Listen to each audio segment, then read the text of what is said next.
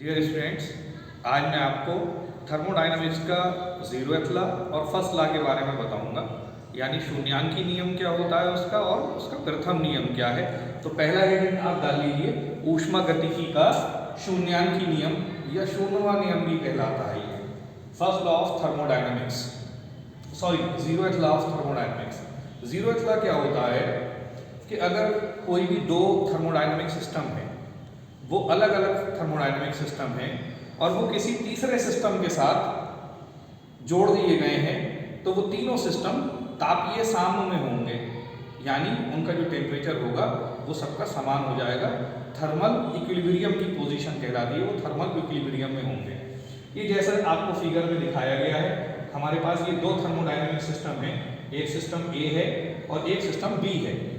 इनको हमने एक ऊष्मारोधी दीवार से अलग कर दिया है, यानी ए की जो ऊष्मा है वो बी में नहीं जा पाएगी और बी की ऊष्मा ए में ट्रांसफर नहीं हो पाएगी। अब हमने एक ऊष्मा चालक दीवार के द्वारा इसमें एक तीसरा थर्मोडायनामिक सिस्टम जोड़ दिया है, वो थर्मोडायनामिक सिस्टम है सी।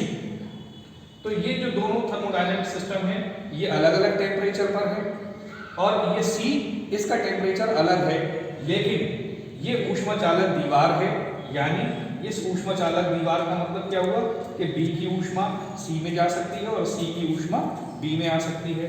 ठीक इसी तरह से ए की ऊष्मा सी में जा सकती है और सी की ऊष्मा ए में आ सकती है।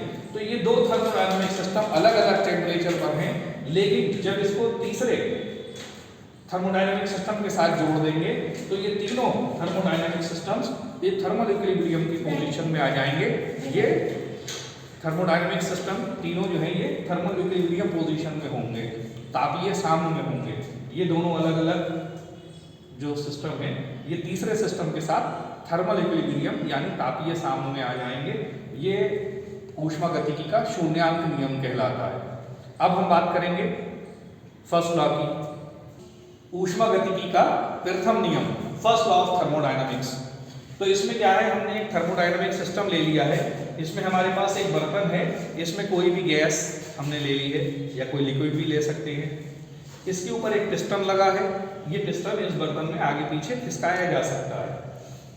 इसके ऊपर हमने कोई दो बार्ट रख दिए हैं और यहाँ हमने इसको एक स्पिरिट लैंप से इसको ऊष्मा दे रहे हैं।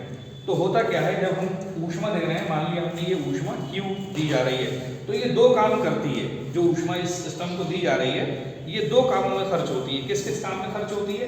जब हम ऊष्मा देंगे तो इस गैस का टेम्परेचर बढ़ेगा, ऑब्वियस है। जब हम किसी चीज़ को गर्म करेंगे तो उसका टेम्परेचर बढ़ेगा, तो इसका टेम्परेचर बढ़ेगा। यानी टेम्परेचर बढ़ने का मतलब क्या होता है कि उसकी इंटरनल एनर्जी भी बढ़ेगी, उसकी आंतरिक ऊर्जा बढ़ेगी। तो आंतरिक ऊर्जा कुछ भाग जो है वो आंतरिक ऊर्जा बढ़ाने में खर्च होगा और ऊष्मा पाकर ऊष्मा पाकर ये गैस कुछ फैलेगी और जब फैलेगी तो इस पिस्टन को पीछे की तरफ धकेलेगी। यानी ये जो बाहरी दाब लग रहा है, इस दाब के विरुद्ध कुछ कार्य करने में खर्च होगी। तो ये जो ऊष्मा है Q, ये दो कामों में खर्च होती है। एक तो गैस की आंतरिक ऊर्जा बढ़ाने में या निकाय की आंतरिक ऊर्जा बढ़ाने में, और दूसरा बाह्य दाब के विरुद्ध कार्य करने में। तो Q का मान डेल्टा U प्लस W के बराबर हो जाएगा, या इसको हम इस तरह से भी लिख सकते हैं कि delta U is equal to Q minus W। W जब इधर आएगा तो माइनस में हो जाएगा।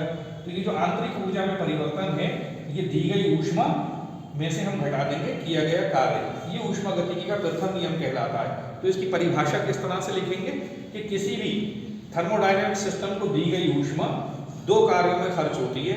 पहला, निकाय की आंतरिक ऊर्जा में वृद्धि करने में और बाह्य दाब के विरुद्ध कार्य करने में, और इसको इस इक्वेशन के द्वारा देंगे Q is equal to delta U plus W। ये आप दोनों जो आपको डेफिनेशंस बताएं, ये दोनों डेफिनेशंस आप बहुत अच्छी तरह से तैयार करेंगे। बहुत इंपॉर्टेंट दोनों डेफिनेशंस हैं, दोनों के बारे में आपको मालूम होना चाहिए।